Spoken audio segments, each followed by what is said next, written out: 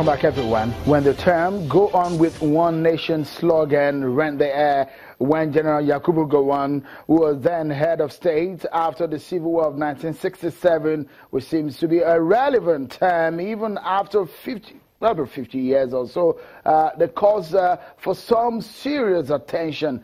Malam Bolaji Abdullah is a spokesperson of the ruling APC. Is with us in the studio on this matter and how the government of the day is reacting to the clamors. Thank you so much, Malam Bolaji Abdullah. Thank you. Then we were talking about how the party is going to handle it. Now, it's an urgent situation that we have on our hands. Like it or hate it, when people are clamoring, when people elect a government, they have the right to demand. When they are making the demands, it falls on the lap of the government of the day to think on the best ways to resolving this issue. Then I would like to ask you, what is the best way for the government in handling this matter? Well, I mean, to my mind, as a citizen and a member of a political party, I will say clearly that there are genuine bases for people to make the kind of demands that will give greater meaning to their citizenship as Nigerians. Having said that, we must also be careful to get our definition right. When people are clamoring for us to restructure Nigeria, are they clamoring for us to restructure in Nigeria in a way that will presumes that the unity of this country is non-negotiable, while we have conversations about things that can improve people's sense of belonging? That is where APC stands. But if the conversation about restructuring includes putting dismemberment of Nigeria on the card, APC will not be a part of that. So does the party see an urgency in handling this and tackling this matter?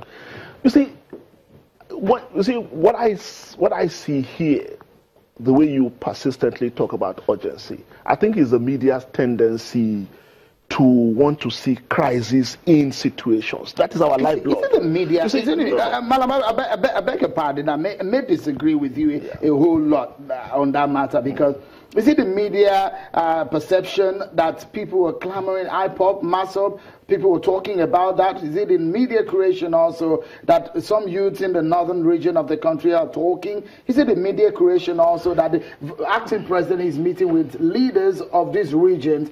It does to me. When the acting president meets with the leaders of the region, did you see with leaders of thought in the north? Does that include these individuals that were issuing ultimatums to people to leave a part of the country? The answer is no. The people that were making these agitations, what exactly were their intentions? I'll give you an example. The chap that read the communique in Kaduna asking Igbos to leave the north by October, this was the same guy that issued a statement a couple of months ago saying that it was wrong to ask the former the suspended SGF to step down. Now, the guy who calls himself the leader of that coalition, Yerima, I can't remember his other name, this same guy last year issued a statement in respect of political situation in Abia and taking sides with one of the combatants. What was his business with the local politics in Abia?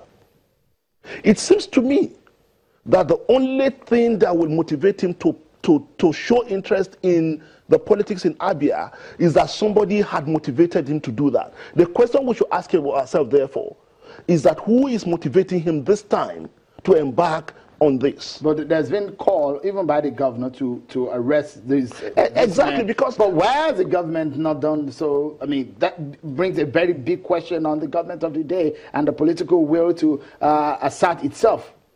I mean, I can't answer that question. I mean, I can't answer. But what I can tell you is that we have to be careful how we allow people who had not so noble intentions to stampede this nation into embarking on a journey that we're not prepared for.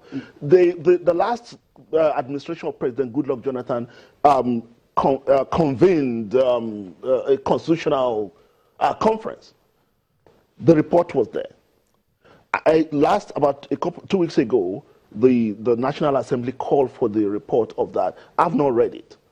Now, if the conversation we're having is that we are agitating for the implementation of that constitutional conference report, and you are now asking me where APC stands in respect of that, or how APC will mobilize its members in the National Assembly to support some of these key issues that can help in improvement of our national unity, then I can say there is an issue here.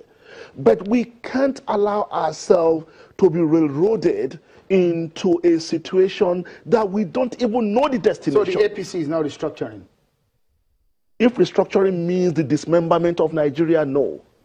If restructuring means reorganizing Nigeria in a way that can lead to its collapse, no. Madam Abdullah, because a lot of Nigerians are watching you as a spokesperson of the APC. Yeah. In concrete terms, what would your party be doing in the next few days as regarding this matter? You see, the first thing for us is to get clarity ourselves. Because what has emerged in the last couple of days is that so many party members at the very senior level don't even have a clear understanding of what the party intends when we promise restructuring. And that's why you can see some aberrant definitions here and there, right? So what the party intends to do in the next couple of days is to put in place a system that can create a shared understanding of what our party means. Every problem has to start with a definition. How are you going about that? We had a meeting a couple of days ago, and we are putting in place a small technical committee to look at our manifesto and distill these elements that had to do with restructuring and start the conversation from there and begin to engage our members. Luckily, we have the majority in the National Assembly. That is where these issues, these conversations must take place, because those are the elected representatives of the people, not these people issuing ultimatums and drawing maps. All right. Let me just anchor a little bit on the issue of restructuring. Let me come to one thing that has been, about some other conversations that I would like you to also weigh in on. What's the status of the president's health?